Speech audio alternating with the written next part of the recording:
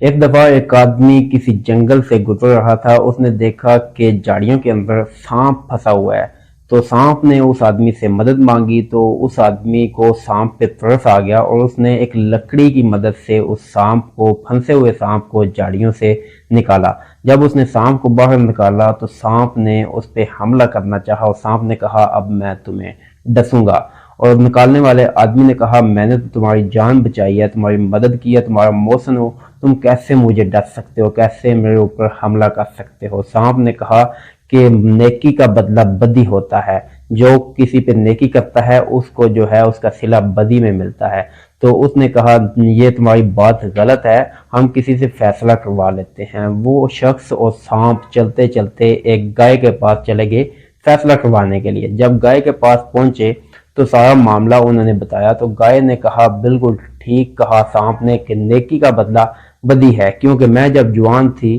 تو مالک کو دودھ دیتی تھی، تو مالک مجھے جو ہے چارہ دیتا تھا اور میری سیوا کرتا تھا، لیکن اب میں جب کہ بوڑھی ہو چکی ہوں تو مالک نہ ہی مجھے ٹائم پہ پانی پلاتا ہے اور نہ ہی میری سیوا کرتا ہے اور نہ ہی مجھے چارہ کھلاتا ہے، تو ثابت ہوا کہ نیکی کا بدلہ جو ہے وہ بدی ہے۔ سانپ نے یہ فیصلہ سن کے کہا اب تو میں تمہیں ڈسوں گا، لیکن اس آدمی نے منت کی اور کہا ایک فیصلہ کسی اور سے لے لیتے ہیں۔ اس پہ سانپ جو ہے اس کی بات مان گیا اور وہ چلتے چلتے ایک گدھے کے پاس پہنچ گئے۔ گدھے کو سارا معاملہ سنایا اور گدھے نے بھی فیصلہ سناتے ہوئے کہا کہ نیکی کا بدلہ بدی ہے۔ گدھے نے کہا جب میں جوان تھا تو مالک کے لیے کام کرتا تھا اور بوجھ اٹھایا کرتا تھا، اور اس وقت مالک میری خدمت اور سیوا کیا کرتا تھا، مجھے اچھا چارہ کھلایا کرتا تھا، لیکن اب میں بوڑھا ہو چکا ہوں تو وہ پچھلی میری خدمت بھلا چکا ہے، اور اب نہ تو مجھے وقت پہ پانی پلاتا ہے، نہ میری دھوپ چھاؤں کا خیال کرتا ہے، اور نہ ہی مجھے اچھی خوراک دیتا ہے، تو مجھے اس نے ایسے ہی آوارہ چھوڑ دیا ہے۔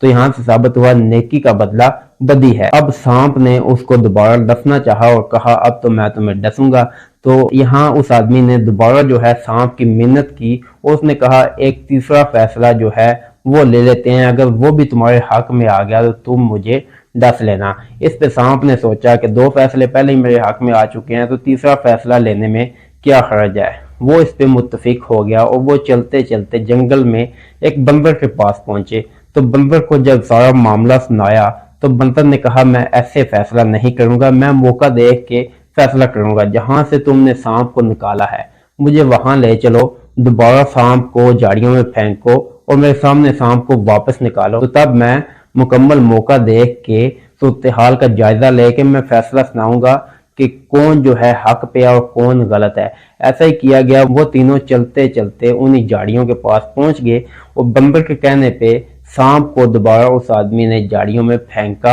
اور سانپ اگین جو ہے وہاں پھنس گیا۔ آدمی نے دوبارہ اس کو واپس نکالنا چاہا لیکن بندر نے منع کر دیا۔ بندر نے کہا یہ نیکی کے لائق ہی نہیں، اس کے ساتھ نیکی کرنی ہی نہیں چاہیے تھی اور نہ ہی یہ نیکی کے لائق ہے۔ یہاں سوچنے کی بات یہ ہے کہ وہ بندر جو ہے وہ ہم انسانوں سے زیادہ سمجھدار نکلا، جس کو یہ پتہ چل گیا کہ کس کے ساتھ نیکی کرنی چاہیے اور کس کے ساتھ نیکی نہیں کرنی چاہیے۔ ساری بات سنانے کا مقصد یہ کہ نیکی کرنے سے پہلے جو ہے انسان کو دیکھ لینا چاہیے کہ نیکی جو ہے کس سے کی جائے، اور جس سے آپ نیکی کرنا چاہتے ہیں یا نیکی کر رہے ہیں وہ بندہ نیکی کے لائق بھی ہے یا نہیں۔